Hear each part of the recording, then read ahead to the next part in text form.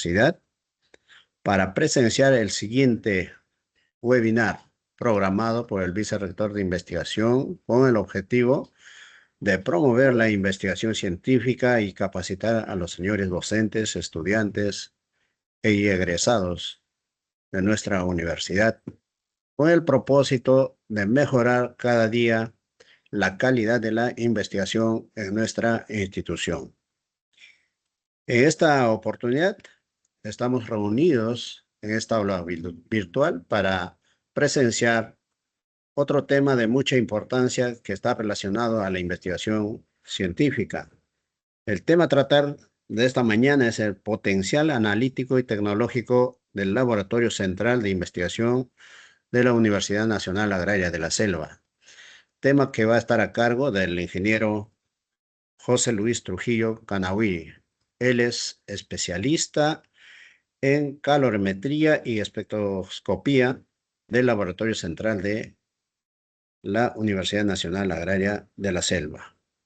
Permítame un poco también presentar la trayectoria académica del ingeniero José Luis Trujillo Canahuiri. Él es ingeniero en industrias alimentarias, egresado de la UNAS, candidato a ser magíster en agroindustrias. También viene desarrollando sus estudios en esta universidad y labora en el área de calorimetría y espectroscopía del Laboratorio Central de nuestra universidad. Participa en una serie de trabajos de investigación que vienen desarrollando los docentes, ya sea proyectos de investigación docente, como también proyectos de fondos concursables, y brinda servicios a otras empresas que requieren de este servicio para el análisis de los diferentes insumos alimenticios, principalmente. Entonces, también es jefe del laboratorio central de la cooperativa agraria Naranjillo. Él tiene sólidos conocimientos técnicos en análisis de laboratorio, como les había manifestado, en espectrofotometría, cromatografía, y es un destacado profesional en el campo de la química analítica y la investigación científica. Y por otro lado, quiero agradecer al público presente en que nos está acompañando esta mañana y cada vez nos acompaña y está por nuestras redes sociales, atentos a nuestras convocatorias. De esta manera, poder difundir y llegar a tener mayor alcance con la actividad que nosotros desarrollamos. Y esto a nosotros nos estimula, nos motiva para seguir mejorando y seguir buscando otras estrategias para simplemente para mejorar la calidad de la investigación en nuestra universidad. Estoy seguro que la ponencia que va a compartir el ingeniero va a ser de mucha utilidad para cada uno de nosotros. En ese sentido, voy a dejar en uso de la palabra al ingeniero José Luis Canahuiri para que inicie con su presentación. Entonces, adelante, ingeniero José Luis. Muchas gracias, doctor Menacho. Un cordial saludo a todos los participantes en esta capacitación. Voy a compartir mi diapositiva para empezar a explicarles los diferentes análisis que realizamos aquí en el Laboratorio Central de Investigación. ¿Me confirman si se logra visualizar? Y estamos visualizando ya, ingeniero. Póngale en presentación para que pueda observarse en su totalidad. Ok, adelante. Ya, muchas gracias por la invitación. Eh, para comenzar, este laboratorio está adscrito directamente al Vicerrectorado de Investigación. Eh, Se escogió el tema de potencial analítico y tecnológico para explicar los diferentes equipos y a qué análisis están destinados, para así poder ser soporte para los docentes y tesistas en sus distintas investigaciones. Un poco para explicar dónde estamos ubicados, ya que los estudiantes y algunos docentes no tienen noción actual de dónde se ubica el laboratorio. Nosotros estamos ubicados dentro del campus universitario, casi al frente o casi en la intersección del pabellón nuevo, ¿no? Ahí tenemos las coordenadas y tenemos la página que estamos adscritos al laboratorio al vicerrectorado de investigación. Ahí es donde nos pueden contactar o ubicar. ¿Qué áreas tenemos?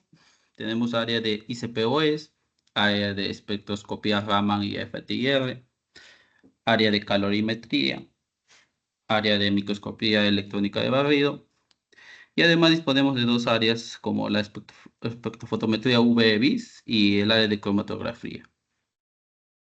Entonces, como objetivo se está planteando presentar las capacidades analíticas que posee el Laboratorio Central de Investigación y las aplicaciones a investigación. Entonces, comencemos a hablar sobre el área de microscopía electrónica de barrido. En este caso, el LSI cuenta con un microscopio de la marca Phenom, que es de origen holandés. ¿Ya? Eh, Actualmente lo distribuye Thermo Fisher. Este es un microscopio de escritorio, digamos, ¿no? Pero voy a poner mi láser. Este es un microscopio de escritorio, ¿no? Antiguamente, o los microscopios electrónicos predecesores a esta versión, eh, tenían, es decir, unos cañones, unos dispersadores de electrones más grandes, ¿no? Mm. Entonces, ¿en qué consiste esta técnica? Creo que la mayoría de los que estemos aquí en esta capacitación conocemos cómo funciona un microscopio óptico, donde la muestra va a ser enfocada a través de luz, ¿no? En este caso, este microscopio no utiliza como fuente a la luz, utiliza electrones. Electrones que van a ser dispersados de un filamento. En este caso es un filamento de tungsteno, por donde pasa alta intensidad de corriente eléctrica que va a liberar electrones. Y electrones en todas direcciones.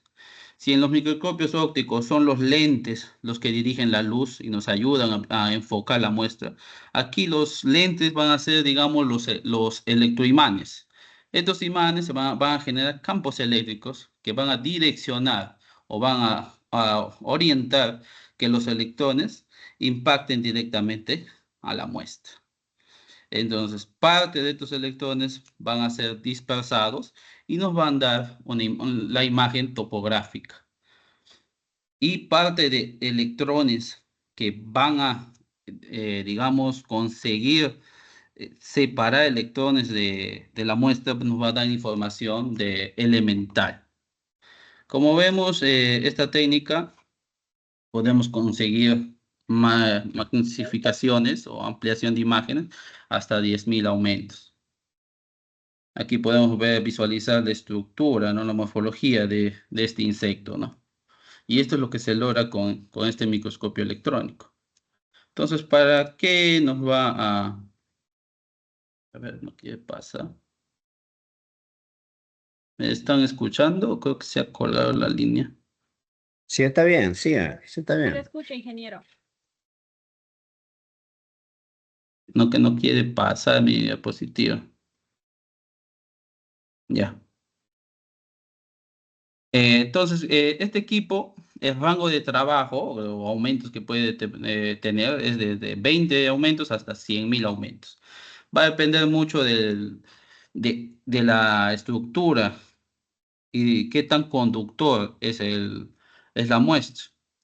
Es decir, elementos metálicos van a ser fácilmente visualizados.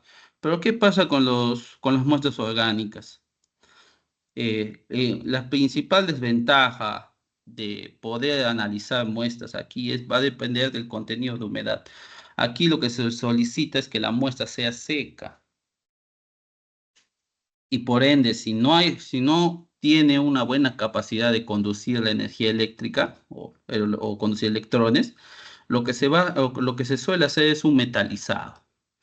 En este caso contamos con un metalizador Leica, en el cual Hemos realizado trabajos de recubrimiento con oro, a una fina capa de 5 nanómetros, y hemos obtenido tener buena resolución en algunas partículas. ¿Ya? Aquí tu muestra, eh, generalmente estos, no ven si ven estos circunferencias de carbono, generalmente son de 1 centímetro a lo mucho de ancho. Existen otros que son de diámetro de 4 o 5 centímetros. Eso es lo máximo que tú me puedes traer, digamos, o que se puede analizar en este equipo, que pueda entrar dentro de esos discos. Ya el análisis elemental, generalmente, si ya tu muestra lo vamos a recubrir con oro o con otro componente, ya no vamos a poder realizar este análisis. Por eso es que muchas veces este análisis elemental se hace en muestras directas, ¿no? Es decir, muestras que conducen buena cantidad de electrones, tierras, aleaciones, para ver la estructura elemental. Entonces, esta información se obtiene por los electrones retrodispersos, en el cual podemos analizar cualitativamente las cantidades elementales. O sea, por ejemplo, en esta muestra vemos una corrosión, ¿no? Probablemente a qué se deba. Pues, podemos hacer un análisis elemental y nos puede dar de forma cualitativa qué compuestos está. Actualmente el centro venía trabajando en una tesis de corrosión de las latas de atún, es decir, eh, por efecto, digamos, de temperatura, condiciones de acidez o mal manejo de las latas, puede suceder estas protuberancias, ¿no? Oscuras, que puede ocurrir una migración de estos iones hacia el alimento, ¿no? Actualmente se viene realizando ese trabajo, ya se hizo la caracterización mediante esta técnica y se cuantificó cuánto de estos electrones o de estos elementos pasaban al alimento, ¿no? Mediante la otra técnica que voy a explicar. También hemos trabajado para ver análisis morfológico y distribución granulométrica en este caso, de almidones. Ya depende el almidón, tiene diferente forma y tamaño de acuerdo a la fuente de obtención. Nosotros hemos realizado estudios en almidón de plátano, de pituca, y lo que se encontró es que difiere en su forma poliédrica. Aquí sí necesitábamos hacer un recubrimiento con oro, ya que estas muestras no son conductores de energía, de electrones. ¿Qué pasaba si le aumentábamos un mayor flujo de electrones? La muestra se quemaba. Entonces, por eso recurrimos a hacer ese recubrimiento o ese metalizado. Entonces, ustedes cuando busquen información sobre esta técnica van a encontrar que la mayoría de veces discuten eh, qué forma tiene el gránulo, si presenta, en este caso, este gránulo presenta forma poliédrica de diámetros aproximadamente de 2. Entonces, haciéndole el mismo programa, el mismo equipo tiene un software para analizar los diámetros y te bota una distribución granulométrica, donde tú puedes analizar el diámetro promedio que tiene este gránulo. Entonces, la técnica es muy versátil para caracterización. Ahora, entrando a la siguiente técnica, el laboratorio cuenta con 3 espectrómetros. En este caso, la espectroscopía infrarroja por transformada de Fourier. Tenemos un espectrómetro de la marca Lumex, un Infralum FT8. Este equipo es más de origen ruso, que el soporte técnico nos los da la empresa Lumex, que se encuentra con un representante aquí en Canadá y el otro en Rusia. ¿En qué consiste esta técnica? Básicamente es la absorción de la muestra cuando esta es sometida a un láser o a una radiación infrarroja. Es decir, el láser o el infrarrojo va a pasar por un sistema de prisma, va a recibir o va a incidir en tu muestra y la radiación que va a transmitir va a ser graficada mediante una transformada de Fourier y nos vamos a obtener los espectros característicos. Es decir, los grupos funcionales, ya sea el NH o H, los dobles enlaces C, los enlaces carbonilos, los enlaces aminos, van a tener distinta longitud de onda donde van a vibrar, ¿ya? Entonces, con esta técnica lo que vamos a hacer es caracterizar ya sea la presencia y en qué nivel, ¿no? O qué tanta presencia tienen en mi muestra, para así yo, digamos, influenciar mi análisis o, o, digamos, ya yo asumí que hay enlaces OH pertenecientes a alcoholes, enlaces aminos pertenecientes a proteínas, enlaces CO de carbohidratos. En este caso, este equipo trabaja, se ha obtenido buena resolución desde de un rango espectral de 800 a 4000 y con una resolución de un centímetro a la menos uno, ¿no? Que es la longitud de onda que trabaja este equipo.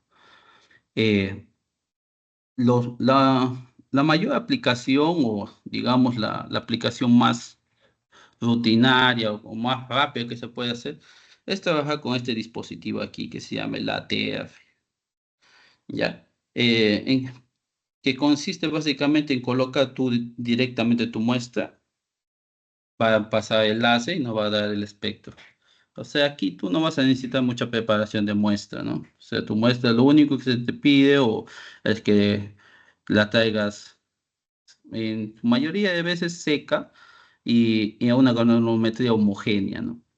Ya que va a interferir mucho el tamaño de muestra. Eso es lo que siempre se le dice al tesista, ¿no? Que homogenice su muestra, si va a traer la muestra ya en estado sólido, que trate de homogenizar. Entonces, en aplicaciones, ¿qué aplicaciones podemos tener con este equipo? Vamos a poder identificar compuestos orgánicos o inorgánicos. Podemos hacer análisis de control de calidad para ver en qué condiciones están nuestros insumos, los aditivos químicos. Vamos a poder determinar algunos contaminantes, ya sea si hay algún resto de petróleo, ¿no? En una muestra de suelo o en agua. Vamos a poder identificar polímeros, plásticos, que es muy utilizado para la identificación de este tema. Y vamos a poder analizar cómo están distribuidos los grupos funcionales, ¿no? Para obtener más que todo las características químicas de nuestra muestra. Como ven, esta técnica es más cualitativa, ¿no? Aunque también puede ser aplicado de forma cuantitativa. Como les explicaba, el equipo que tenemos puede trabajar de modo de transmisión o modo ATR, ¿no? Reflectancia atenuada, absorción de reflectancia atenuada, lo que se denomina. Cuando se va a trabajar por transmisión, generalmente la muestra se va a disponer de 1 al 3% de muestra y se va a formar una pastilla con KBR. Esta se va a meter al equipo y se va a hacer el barrido del infrarrojo para obtención de los espectros. Lo más común es analizar cada pico, ¿no? A qué longitud de onda se encuentra. Ya la bibliografía o digamos, hay ya bases sobre esta técnica donde cada longitud de onda ya se viene, digamos, ya pertenece a un grupo funcional específico. Entonces tú puedes, digamos, comparar este espectro, subir a la base de datos y el resultado que te puede dar te va a influenciar o te va a decir qué tipo de componentes, ¿no? En este caso, este es una fibra y yo lo subiría a una base de datos, me diría que a un 90-80% pertenecería a celulosa, hemicelulosa, ya que este espectro es característico de eso. Así ustedes pueden caracterizar su muestra, tener un perfil de sus grupos funcionales que puede tener tu muestra, ¿no? Y a influenciar tus siguientes análisis. Como ven aquí, esta es una tesis que de caracterización de pectina que han extraído de plátano. Lo que hizo el tesista es básicamente ir a las referencias, a las bases, y de acuerdo a las vibraciones, enfocar qué grupos había, ¿no? En este caso, creo que utilizó estas características para lo que es absorción de metales pesados. Y así se tiene, digamos, cationes, o sea, grupos o elementos de carga positiva. Estos van a ser atraídos por los elementos de carga negativa, ¿no? Por ejemplo, el enlace hidroxilo y el CO, que son cargados negativamente, digamos, van a ser grupos activos para la remoción de esos componentes. Igualmente se trabajó en lo que se utiliza también esta técnica es para identificar cambios en el espectro cuando ya hay una adición de un componente, ¿no? Lo que se puede usar mucho en lo que es control de calidad. Acá, por ejemplo, se tenía el café tostado, un espectro básico de café, y al cual se le ha añadido arroz o cascarilla de arroz tostado, ¿no? ¿Y cuál es su espectro? Y vemos que a diferentes niveles, cómo iba apareciendo la región OH que no tenía el café. ¿Ya? Así se puede hacer, digamos, en análisis de control de calidad, elegir el rango característico de mi espectro, del componente y ver si yo cambio un aditivo o si he formulado con otro insumo y qué tan significativo es en el cambio. Ah, aquí también, aquí lo que mencionaba, aquí podemos ver en este ejemplo, de que cómo varía, ¿ve? La adición o sustracción de un componente, un aditivo, puede cambiar la absorción de esa transmitancia, ¿no? Lo cual nos indicaría que hay un cambio estructural químico. Ah, entrando al microscopio Raman que tenemos, este es de la marca Joriba, tiene un representante aquí en Brasil y, si no me equivoco, creo que su sede está en Francia, de origen francés. Eh, Esta técnica es complementaria a la anterior, al FTIR. Digamos que el FTIR trabaja en un rango del infrarrojo medio y el Raman complementa esa longitud de onda que está cercana a la región visible, ya que él va a utilizar o como generador de la vibración, un láser que es monocromático. eh, el infrarrojo digamos, no es detectable por el ojo humano, pero aquí sí ustedes están visualizando este láser, ¿no? Que está cercano a la región visible. Entonces, ¿qué consiste esta técnica? Básicamente eh, va, la muestra va a ser irradiada por este láser, por esta luz, cierta longitud o a cierta longitud de onda, los enlaces van a dispersar la luz. Entonces, va a haber una dispersión tipo Rayleigh, cuando, es decir, la misma luz que incide va a ser la misma luz dispersada.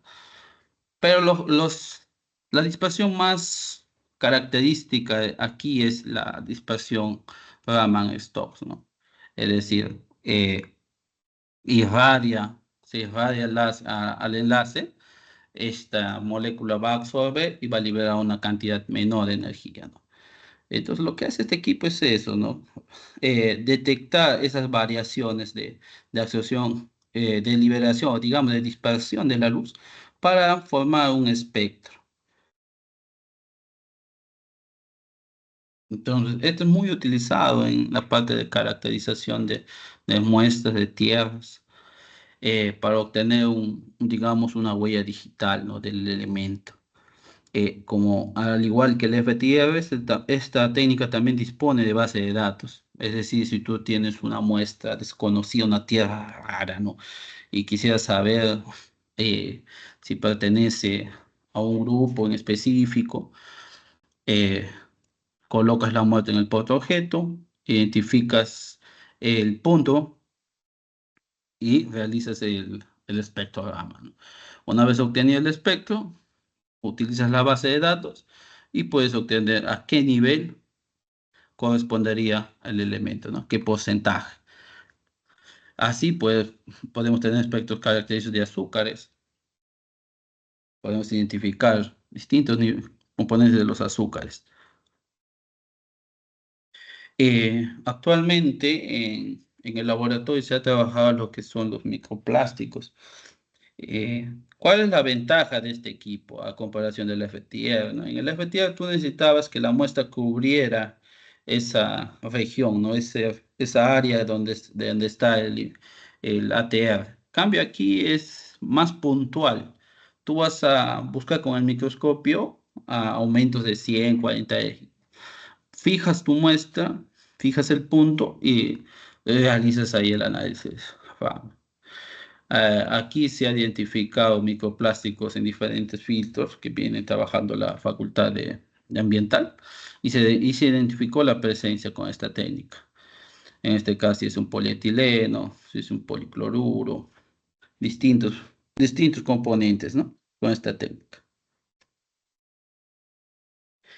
Hablando en rango de ventajas y desventajas, podemos ver que el FTIR utiliza la radiación infrarroja, el Raman la dispersión inelástica de la luz, eh, un menor rango tiene el Raman, es decir, aquí está el FTIR de un rango de 400, de 2.5, de 25, y un rango menor de longitud de onda, se encontraría el Raman cercano al visible.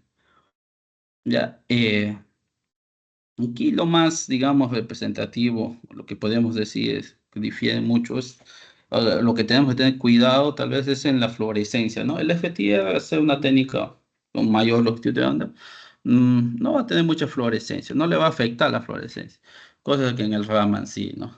Entonces, a veces cuando tenemos muestras fluorescentes, eh, pueden, digamos, afectar o los espectros van a ser muy dispersos, no vamos a tener una buena resolución.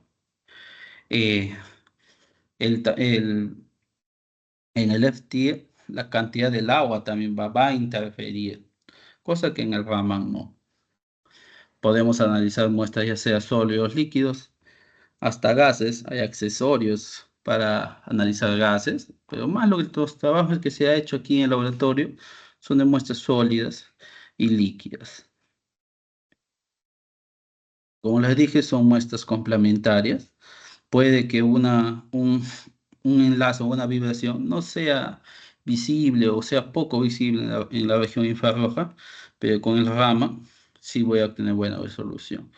Si en el caso tienes un proyecto que está influenciado en caracterización de ciertos enlaces o modificación química, es, digamos, de gran ayuda de estas dos técnicas para tener un enfoque total, ¿no? De cómo están distribuidos estos enlaces. Ahora entrando al otro espectrómetro, tenemos acá el área de ICPOES, que es la espectrometría de emisión óptica del plasma acoplado inductivamente. ¿En qué consiste esta técnica? Básicamente es ionizar la muestra utilizando plasma.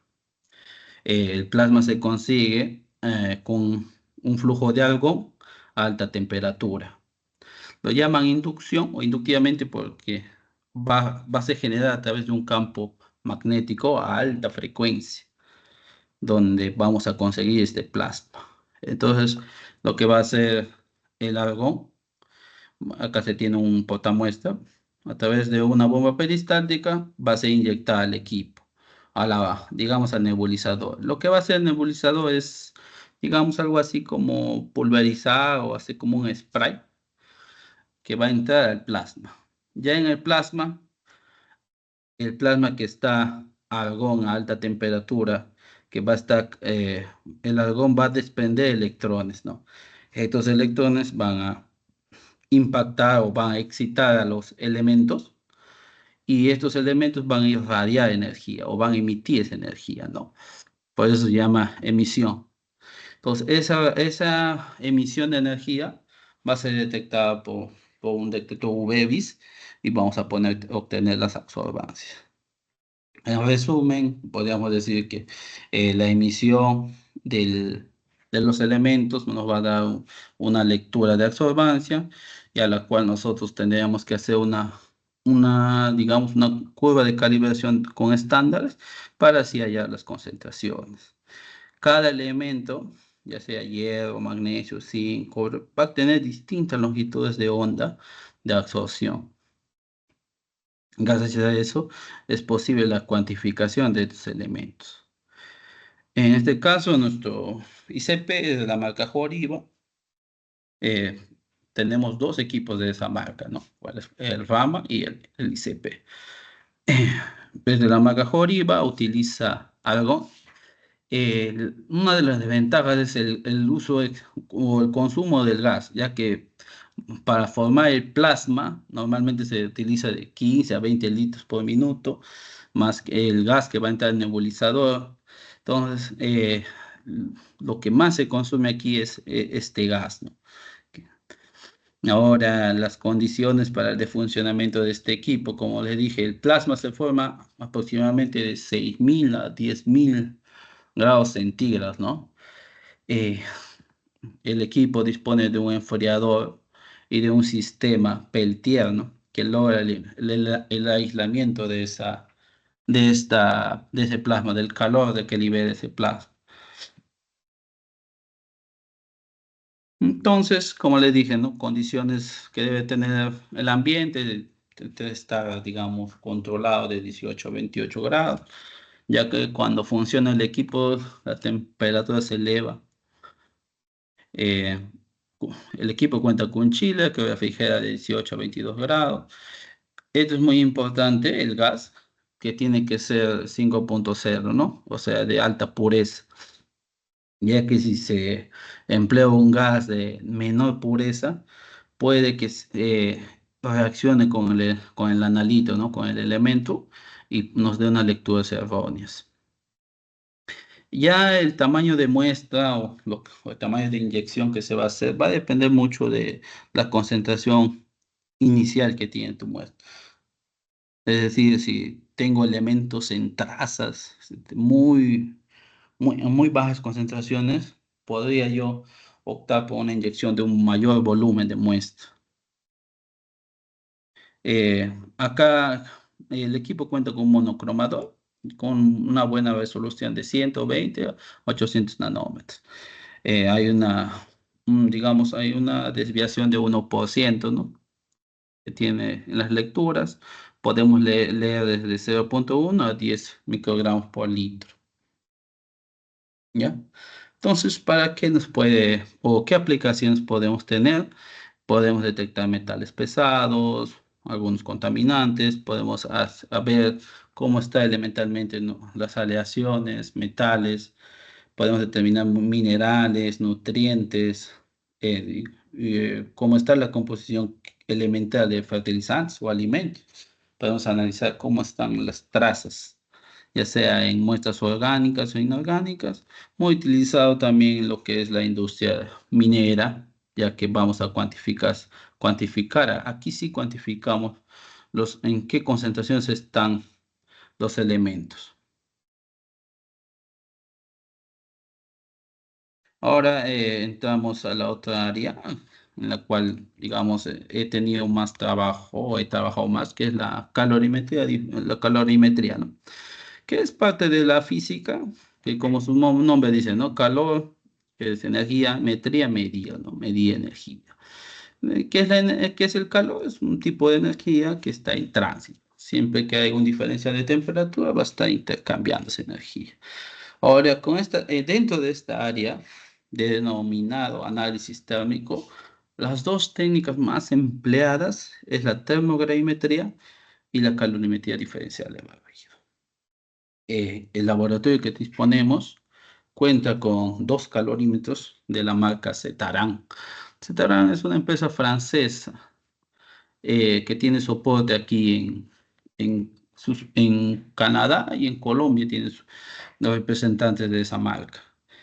Eh, este equipo generalmente está enfocado para trabajar muestras desde temperatura ambiente hasta los 1600 grados. Dispone de tres tipos de gases, ya sea algo nitrógeno para el trabajo de pirólisis y si queremos analizar combustión, el gas oxígeno. Como ven, en resumen, este es el equipo, este es el calorímetro, sus fuentes de gases y donde se analizan o se controla el equipo a través de una computadora. Estas son las dos técnicas que analizamos. Para empezar, hablemos un poco del TGA, ¿no? O termogravimétrico, el análisis termogravimétrico, que generalmente consiste en las variaciones de masa, es decir, ya sea una muestra orgánica o inorgánica, cuando se somete a un incremento de temperatura, va a afectar o se va a ver afectado la masa de ese componente. Lo que va a hacer el equipo es detectar esas variaciones de masa, ya que el equipo dispone de una microbalanza capaz de detectar esas variaciones de masa. Acá podemos ver una imagen que sucede con un café verde, ¿no? Verde oro. Al someterse a un calentamiento, vemos el efecto de caramelización o el parlamento no enzimático, ¿no? Reacción de Maillard. Entonces vemos ese oscurecimiento, ¿no? Entonces, al inicio, toda materia orgánica que pierde humedad, no pierde agua. Aproximadamente a los 200, 250 grados, ya la muestra o el material orgánico tiende a carbonizarse. En muestras inorgánicas podemos evaluar esos porcentajes y a qué temperatura se empieza a descomponerse o a perder masa, ¿no? Por ejemplo, aquí tenemos un sulfato de cobre pentahidratado. Podemos evaluar esas pérdidas de agua, a qué temperaturas y cuánto de masa es lo que se pierde. Como vemos, hasta un nivel de 400 grados, ya este sulfato pentahidratado va a perder sus 5 moléculas de agua. Y la forma como las pierde es distinta. Mira, 2 moléculas llega hasta aproximadamente los 100 grados. A partir de 100 a 200, a 206 pierde otras 2 moléculas de agua, pero necesita más temperatura para perder la última molécula de agua y tener un sulfato de cobre anhidro. Como ven, solamente es evaluación de cómo se pierde la masa, cómo descompone la masa. Como les dije, los materiales orgánicos tienen tendencia a perder masa por efecto del calor. Raras veces hay un incremento de masa, más ese efecto va para metales, ¿no? Cuando hay una oxidación, digamos, un metal frente a una atmósfera de oxígeno, tiende a oxidarse y a ganar más. Ese efecto generalmente está en ese tipo de muestras. Ahora, la calorimetría diferencial de barrido ya es una técnica que va a medir cómo varía el calor, la energía, ¿no? Para eso vamos a tener dos muestras, o dos recipientes, digamos, una donde va a estar contenida nuestra muestra y otro recipiente del mismo material que esté vacío. Lo que va a hacer el equipo es someterlos a una rampa de calentamiento y a medida de que la muestra absorba o libere energía, va a generar unos picos. La integración de esas áreas va a corresponder a la entalpía relacionada a la transición que está sufriendo este elemento. Por ejemplo, aquí tenemos un material plástico donde podemos ver la mayoría de transiciones. Cuando este elemento se calienta, primero tiene una transición vítrea. Generalmente llega aproximadamente a los 112, se cristaliza, una transición exotérmica. Y si se sigue incrementando la temperatura, llega a una fusión. Lo que está sólido se vuelve líquido. La integral de estas entalpías van a ser característicos de la muestra y las temperaturas también. Y así podemos caracterizar algunos polímeros y otros plásticos. ¿Qué requerimiento se necesita para ambas muestras? Como les dije, aquí se puede trabajar muestras orgánicas, inorgánicas. La granulometría va a depender mucho del investigador, ¿no? Muchas veces me traen muestras de diferentes tamaños o que yo tenga que, digamos, homogenizar, ¿no? Yo siempre les recomiendo a los tesistas que, por favor, traigan una granulometría homogénea, porque eso va a afectar a los datos. Ya a veces cuando van a comparar o cuando van a buscar antecedentes, no van a encontrar o va a ser muy diferente, ¿no? Se puede trabajar en una rampa lineal, es decir, a una tasa de calentamiento, o podemos trabajar de modo isotérmico, es decir, podemos fijar la temperatura. Normalmente, o lo que se suele trabajar aquí es de muestras de 5 a 60 miligramos. Como ven, son cantidades pequeñísimas, por ende es lo que vuelvo a decir que la muestra sea lo más homogénea. Las rampas de calentamiento puede ir desde 0,1 a 50 grados centígrados. Es decir, un calentamiento súper lento a un calentamiento rápido. Entonces, eso va a afectar a la muestra. Hay estudios relacionados a este tipo de calentamiento para así poder nosotros hallar la cinética de degradación. El equipo perfectamente trabaja a una isoterma de más o menos 2 grados. La resolución del DCC está alrededor de 0,4 a 10 microwatts. Y del TGA puede detectar variaciones de 0,2 microgramos y con una resolución de 0,01%. Es decir, pequeñas variaciones en su masa puede graficar y puede detectar esas pérdidas. Trabajamos con atmósfera oxidante, puede utilizarse aire o oxígeno, o medio inerte para lo que es la pirólisis, argón o nitrógeno. El helio es, digamos, que tiene mejores, digamos, características o más conductor, pero el tema es que es más difícil de conseguir, ¿no? Ya en un futuro pensamos adaptar este sistema. Actualmente más trabajamos con el argón y el nitrógeno, sobre todo el nitrógeno que es más fácil o es más, digamos, más barato a comparación de los otros gases. Los crisoles que utilizamos aquí es de alúmina, tenemos de platino y tenemos de aluminio. Los de alúmina o estos blancos que ven aquí resisten a temperaturas superiores a los 650. Cuando yo quiero hacer análisis de combustión de madera, análisis digamos, degradación total de muestra orgánica, suelo utilizar estos crisoles. Los de aluminio son más baratos y, digamos, solo llegan hasta 600, ya que el aluminio funde a 650.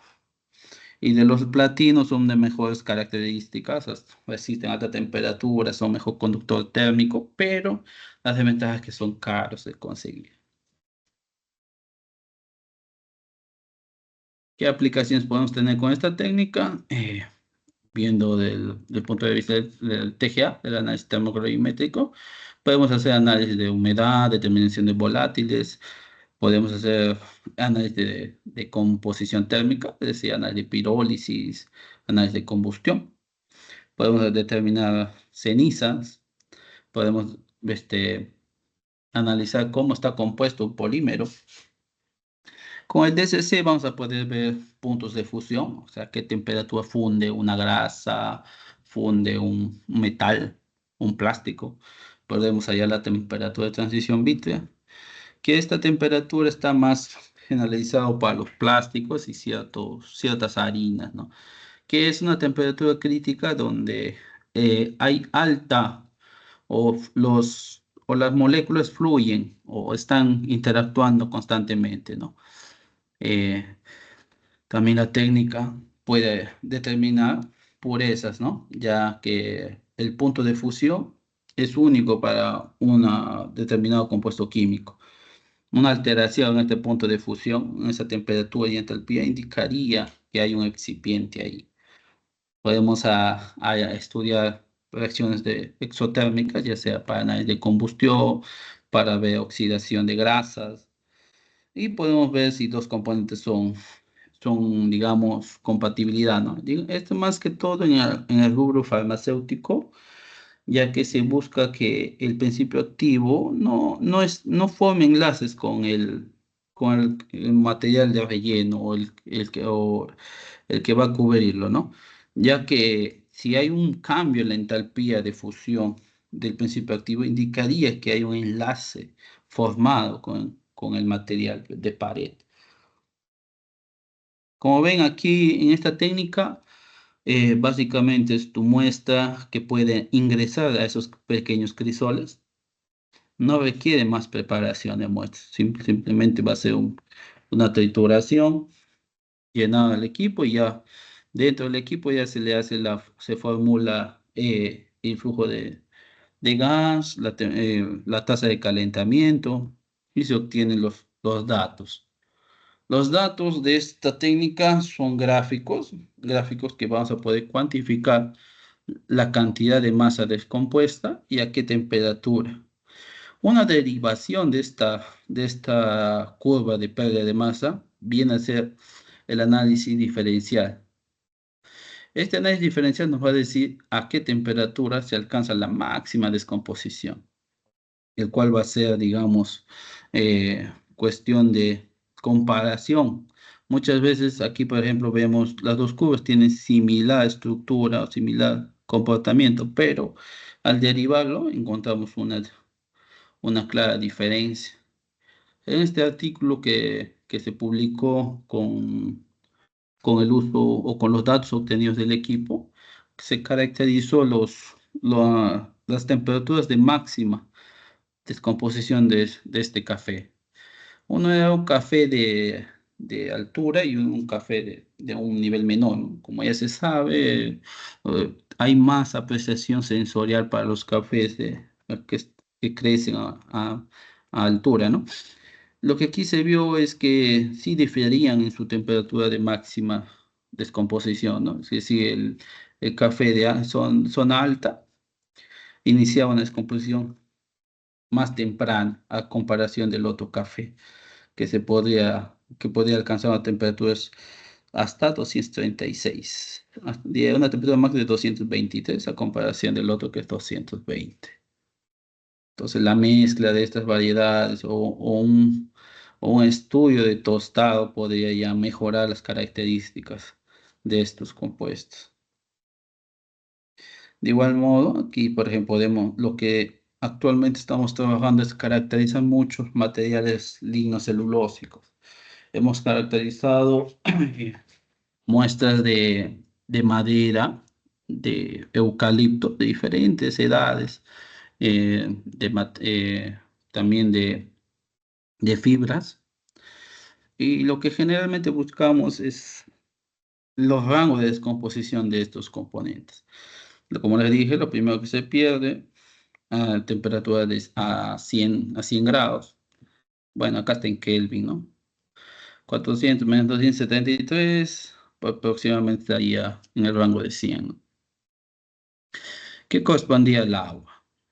Los materiales lignocellulósicos se descomponen a partir de 200, 250. Pero siempre va a ser en este orden. Primero es la hemilcelulosa, luego la celulosa y el material más termoresistente a nivel de los componentes orgánicos es la lignina. Entonces, actualmente venimos caracterizando de esta manera los rangos de descomposición y cuánta energía liberan estos componentes. Mm, Bueno, acá vemos una aplicación del DSC en polímeros, como en el PET. Como les dije, estas temperaturas van a ser propias del polímero. Una temperatura de transición vítrea, una temperatura de cristalización y una entalpía de fusión. Esto es lo que le hace versátil al polietileno, ¿no? Es decir, si yo lo fundo a 262 y le hago un enfriamiento rápido, no le dejo formar, digamos, o que sus enlaces queden desordenados, ¿no? Una evidencia de que el componente o que el polímero ha sido enfriado rápidamente es por este pico exotérmico aquí, que nos indica cómo ha sido fabricado esta botella, ¿no? O este polímero. Cuando tú le haces un enfriamiento lento, le das suficiente tiempo para que este polímero se organice y ya no forma este enlace, ya no forma esto. Entonces, una forma de identificar los procesos es esto. Hemos trabajado mucho con los almidones. Con esta técnica podemos caracterizar las entalpías de gelatinización. Es decir, ¿qué pasa? El almidón en un ambiente de alrededor del 60% de humedad, o sea, casi la proporción masa seca agua es 1 en 3. Cuando se somete a un calentamiento, hay una ruptura interna de los gránulos que va a hacer que forme ese gel. Ahora, las distintas fuentes van a tener distintas temperaturas de inicio de gelatinización y distintas entalpías de gelatinización. Entonces, estos resultados nos van a ayudar para enfocar digamos, eh, o vamos a diseñar nuestro proceso tecnológico teniendo en cuenta a qué temperatura está iniciando a gelificar. ¿Qué sucede cuando gelifica tu masa? Se hace más espesa, o aumenta la viscosidad, no va a permitir, digamos, el trabajo, el mezclado, ¿no?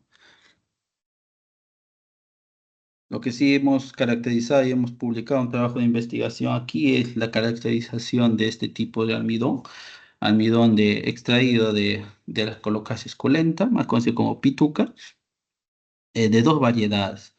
Lo que hemos hecho es analizar por termograimetría y por el DSC. Lo que hemos hallado es que si ambas variedades difieren en sus temperaturas de gelatinización, ¿no? Ya digamos, la pituca blanca alcanzaba temperaturas más altas y requería más energía para gelatinizar, a diferencia de la morada, ¿no? Esta información, como le dije, nos va a ayudar ya a la formulación en el proceso tecnológico de estos componentes de este carbohidrato. Asimismo, también analizamos harinas de germinados, cómo el proceso de germinación modifica la estructura interna. Y al modificar la estructura interna, cambia esa entalpía de gelatinización. Vemos que las temperaturas han aumentado, cada vez es menor el área, lo que nos indicaría que hay digamos, una ruptura o, o que el proceso de germinado ha descompuesto, en este caso, al carbohidrato o al almidón, ¿no? Con esta técnica vamos a poder identificar temperaturas propias de cada carbohidrato, que son temperaturas únicas, ¿no? Ya va a depender mucho de la pureza de cada uno. Para el rubro de aleaciones, podemos identificar temperaturas de fusión y así caracterizar los metales. Muy utilizada en la industria metalúrgica porque únicamente que es tu muestra y sometida o lleva al calorímetro, donde únicamente se le aplica calor, no se le está añadiendo ningún aditivo químico, no se le está, digamos, agregando otro componente, ¿no? Pues es muy usado también para identificación de aleaciones esta técnica. Podemos ver distintos cambios de excipientes. Por ejemplo, aquí se cambió de insumo y apareció otro pico. Ya cambió la estructura de este polímero. Podemos ver temperatura de oxidación en aceites. Esto es ya trabajar de modo isotérmico, ver hasta qué tiempo hay señales exotérmicas, que nos indicaría una degradación, una descomposición, en este caso de un aceite, ¿no? Como es aceite de pescado. Podemos identificar, ya utilizando las dos técnicas, podemos identificar, digamos, transiciones de fusión y de descomposición. Es decir, en este caso es un ácido benzoico, llega aproximadamente a los 121 grados, se funde. Vemos la curva TGA, que está estable, que sigue en cero, no hay aceleración de descomposición, pero si seguimos calentando, hay un pico endotérmico que significa que se está volatilizando el material. Vemos la curva TGA, empieza rápidamente a descomponerse, lo que nos indicaría la volatilización de este componente. Entonces, así pues se pueden caracterizar diferentes excipientes. En este caso, esta temperatura de fusión es único de cada componente químico. El ácido benzoico está fundiendo a qué temperatura? 121. Y la entalpía de 130. Estos son únicos para cada compuesto. Igual podemos analizar el comportamiento del calor específico de distintas mezclas, cómo varía durante una rampa de calentamiento. Podemos utilizar las tres técnicas o las dos técnicas simultáneo y obtener un mejor perfil, ¿no? Es decir, aquí cómo se pierde la humedad, vemos que no hay, digamos, una descomposición acelerada, entonces estos picos vendrían a ser ¿a qué? A evaporación. La evaporación es un cambio de estado, ¿no? Igual aquí sí vemos una degradación de 37% y vemos que se forma un pico endotérmico, es decir, aquí viendo la matriz que es un chocolate, correspondería a la degradación o la evaporación de la grasa que dispone este compuesto. Al igual podemos caracterizar la materia orgánica en suelos, podemos ver la pérdida de la humedad, cuántos componentes orgánicos ha habido. Y para ya el tema de poder calorífico en madera, ¿no? Como en este caso es madera de cedro, se evaluó a qué temperatura inicia a descomponerse, qué rango es su estabilidad térmica y cuánto de energía nos libera, ¿no? En este caso, esta madera, la parte endotérmica ha necesitado 125 joules, pero nos ha liberado casi 9000 joules en la fase exotérmica. Por eso es muy importante el estudio en estas técnicas. Ya para concluir, algunos equipos que tenemos o que hemos adquirido ahora último, en la última gestión, con la ayuda de Concitec, tenemos un atomizador. Este atomizador nos va a ayudar a, ¿qué? A pulverizar la muestra, ¿no? Digamos, si tienes una muestra líquida, vamos a poder someterlo a un flujo de calor, donde vamos a obtener distintos tamaños de partículas, o vamos a tener tu muestra ya en polvo. También tenemos un liofilizador, eh, que es también de la misma marca, del atomizador, que es Bucci, o Buki, que es una marca suiza. En el caso del liofilizador, que es un método de secado, secado en frío, es decir, vamos a pasar directamente el agua, vamos a congelar la muestra y de congelación, aprovechando el punto triple del agua, vamos a pasar directamente a evaporar. Entonces vamos a hacer un secado de sólido a gas, ¿no? Entonces, ¿qué ventajas tiene esto? De que como vamos a trabajar a temperaturas bajas, vamos a evitar las pérdidas por o lo que se hace en un secado convencional con calor, ¿no? Vamos a evitar pérdidas, digamos, de componentes volátiles. El equipo que venimos trabajando o que lo que se adquirió últimamente, tenemos un extractor por fluidos supercríticos, que este equipo más está enfocado en la extracción de componentes. Es decir, ¿cómo extraes tú, o lo normalmente que se extrae es a través de un fluido, ¿no? Un ejemplo, ¿no? Cuando tú haces una infusión, que diluyes digamos, tu material en agua caliente, ¿no? Y extraes los componentes en un té, ¿no? Y normalmente lo que se trabaja es extracción con solventes orgánicos. En este caso, este equipo trabaja o utiliza dióxido de carbono, ¿no? CO2. El CO2 al supercrítico. Es decir, se tiene que llevar ese CO2 líquido a alta presión, alrededor de 73 bares, y a una temperatura baja de 31. Como ven, es una temperatura donde no degrada componentes. Lo que hace el equipo es aquí dentro de este vial, se introduce la muestra. Lo que va a hacer el equipo es someter el CO2 a esta presión. El CO2 en esta región tiene las características de líquido para extraer y tiene las características de gas para penetrar toda la muestra. Luego, lo que va a hacer el CO2 es arrastrar esos componentes que se solubilicen y posteriormente va a ser recolectada en unos viales, ¿no? Un ejemplo de aplicación de aquí en este equipo, lo que se hace es, habrán escuchado el café descafeinado, ¿no?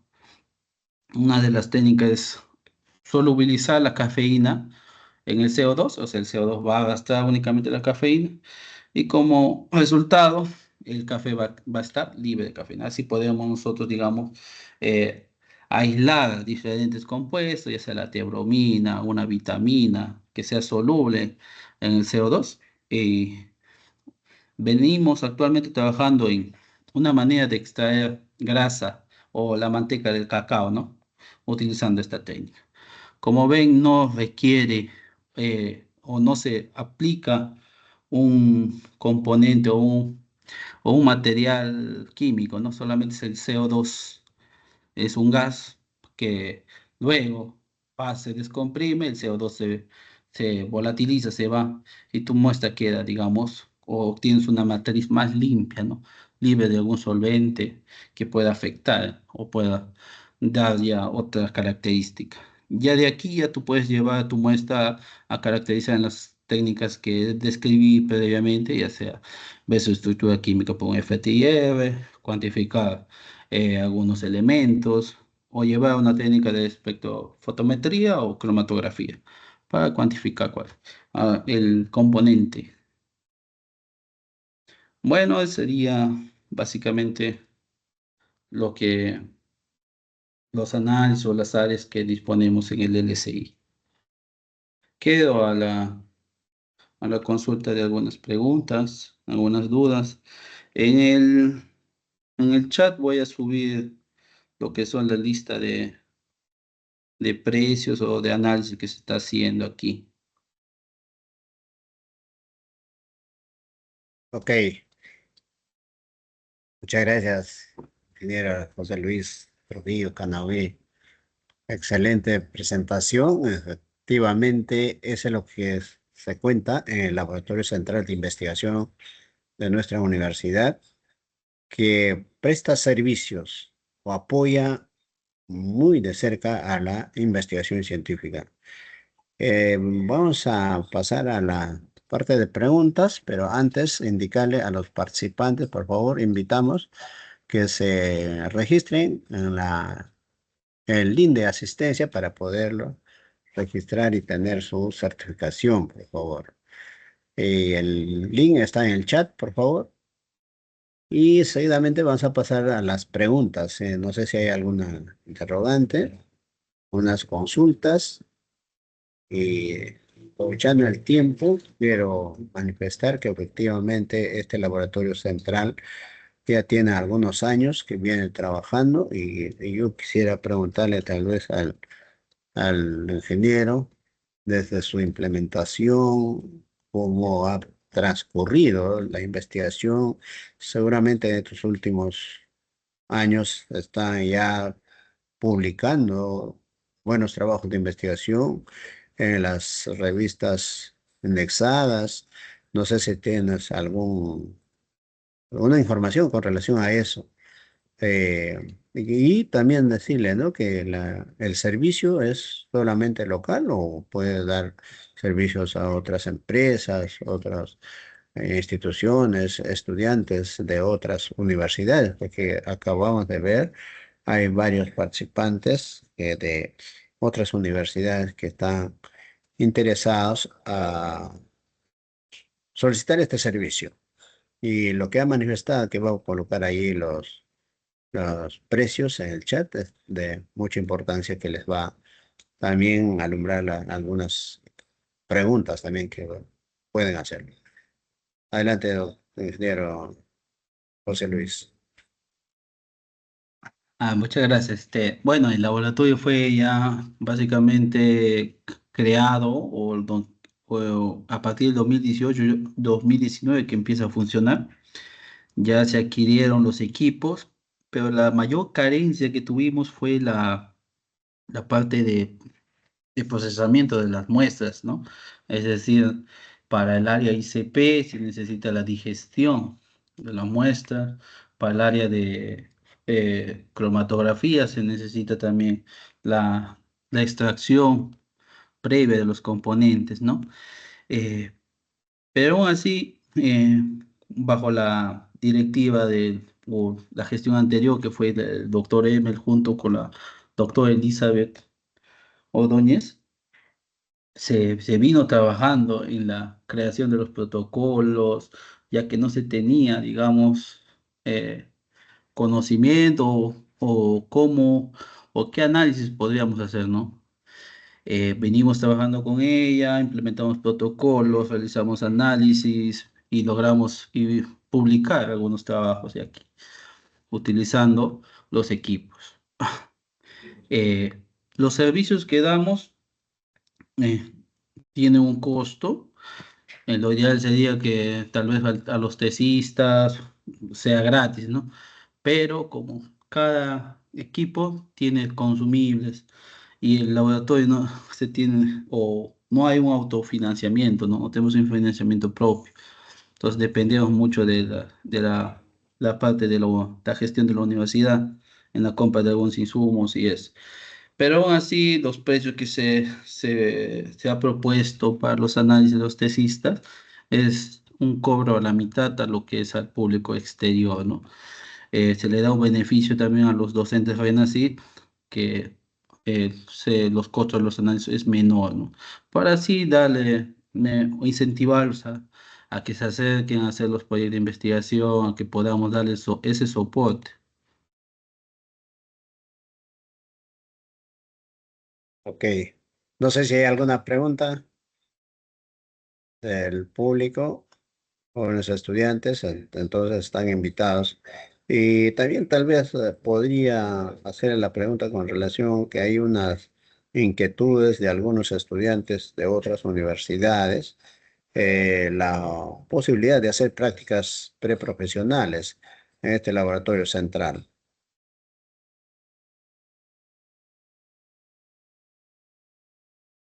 Así, sí estamos recibiendo practicantes. Hace 2 o 3 meses creo que ya sustentó nuestra última practicante que trabajó en lo que es caracterización de almidones. Trabajó en la parte de calorimetría y espectroscopía de FTIR. Eh, sí estamos, digamos, aperturados a recibir practicantes externos, previamente recibiendo una carta de parte de su institución y así recibirla aquí y realizar el trabajo de investigación. Ahí veo una Eh, pregunta que dice cómo se gestionan los residuos. En este caso, las técnicas de estos equipos, eh, las cantidades de muestra o en muchas veces los, los equipos no tienen o no demandan uso de químicos. Es decir, el calorímetro a lo mucho es tu muestra directa, la liberación de gas, que es argón, es mínimo.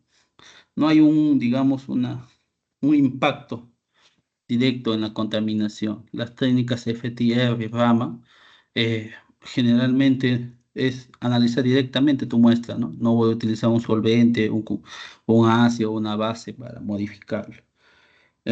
Lo único que sí se tiene son cuidados de la radiación, ¿no? Por ejemplo, el Raman se utiliza un láser monocromático que puede afectar, que puede generar radiación, ¿no? Pues tienes que usar unos lentes protectores. Igual el FTR, ¿no? Que es radiación infrarroja. Y, y actualmente para el área de ICP, que sí se necesita digestión con ácidos, estamos recibiendo las muestras ya digeridas, ¿no? Que ya están, digamos, ya están diluidas en agua únicamente, ¿no? Pequeñas cantidades.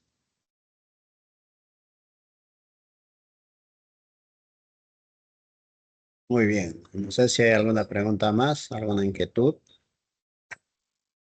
Lo que le decía antes es que esas prácticas preprofesionales, ¿en qué termina? ¿En un producto? ¿Siempre hay un producto o simplemente viene a desarrollar actividades? Principalmente debe ser de desarrollo de investigación, ya viene con algún proyecto, algo así. ¿Algo nos podía comentar con relación a eso, ingeniero? Sí, efectivamente, como resultado, lo que se busca es el, ya digamos, el protocolo o la investigación como resultado final, ¿no? Es decir, yo he tenido 2, 3 practicantes y como resultado tengo sus informes de práctica y tengo su protocolo de análisis. Eh, el centro lo que está queriendo, donde estamos apuntando ahora es generar investigación, proyectos, ¿no? Y lo que se incentiva mucho a los practicantes que vengan con una idea, o tal vez aquí ya se le puede formular una idea para su tesis y que venga trabajando en la tesis. Es decir, viene un practicante, inicia haciendo una pequeña actividad que puede emplearlo ya en su tesis, para que así ya haga un análisis más completo. Muy bien. No sé si hay alguna pregunta más. Por lo contrario, le agradecemos infinitamente al ingeniero José Luis Trujillo Conauiri por su presentación, por brindarnos su tiempo y difundir estos conocimientos a los jóvenes estudiantes y docentes. Que existe este laboratorio central de investigación, está disponible al alcance de los estudiantes como también de los investigadores para que puedan desarrollar su trabajo de investigación. Y bueno, pues ahí ha colocado el ingeniero Luis los precios para que puedan tener una idea. Y agradecer también a los participantes por su tiempo y por estar atentos a nuestra invitación, y nosotros vamos a continuar con el desarrollo de los temas de investigación semana en semana. Cada jueves a las 11 de la mañana estamos en esta aula virtual de la Unidad de Investigación de la Universidad Nacional Agraria de la Selva. En nombre de nuestras autoridades y del mío propio, les agradecemos y hasta la próxima semana. Muchas gracias a cada uno de ustedes. Muchísimas gracias, doctor Menacho. Bendiciones. Muchas gracias, doctora. Muchas gracias, doctora Magda.